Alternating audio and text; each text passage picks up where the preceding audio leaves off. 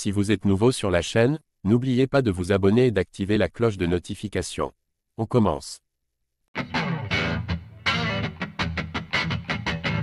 Il y a quelques années, le MMA africain régnait en maître sur l'UFC avec des champions comme Kamaru Usman, Francis Ngannou ou encore Israel Adesanya.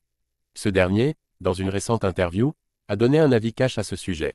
Aujourd'hui, Israel Adesanya et Kamaru Usman restent des gros noms à l'UFC, mais ils ne sont plus les champions dominants qu'ils étaient il y a quelques années. Quant à leur troisième compère Francis Ngannou, il n'est carrément plus dans l'organisation, lui qui s'est engagé chez un concurrent pour des raisons contractuelles et qui fait de la boxe en parallèle.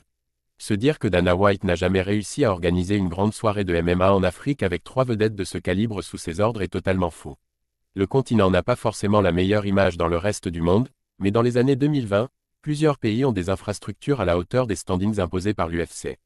Israel Adesanya cache sur le MMA en Afrique. De passage dans le podcast de l'humoriste américain Théophone, Izzy s'est exprimé sur cette belle époque et sur sa fierté par rapport au continent africain. Il est d'ailleurs persuadé qu'avec un peu d'aide, de nombreux combattants très talentueux pourraient être révélés à l'avenir. Aux organisations d'investir et de développer des projets pour le MMA africain. Je pense qu'avec Francis Ngannou et Kamaru Usman, nous avons tracé le chemin pour le MMA africain. Aujourd'hui, Dricus du Plessis est un champion africain, je ne lui enlèverai jamais ça. On trace la route pour les autres. Et une fois que l'Afrique aura vraiment compris ce qu'est le MMA, j'ai vu des talents là-bas. Je suis une exception physique, sur ce continent il y a tellement de Kamaru et de Francis dans les rues. Des plombiers, des garagistes. Ils sont tous très musclés, alors qu'ils n'ont même pas la meilleure nutrition. Ils n'ont pas ce qu'on a nous. Maintenant qu'ils ont vu 4 champions nés sur le continent, c'est inquiétant.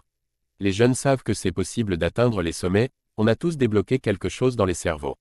Israel Adesanya est persuadé que l'Afrique est une terre d'avenir pour le MMA. Il a vu tellement de gens au physique monstrueux, sans entraînement, sans une nutrition parfaite, qu'il ne peut que croire au développement de cette scène.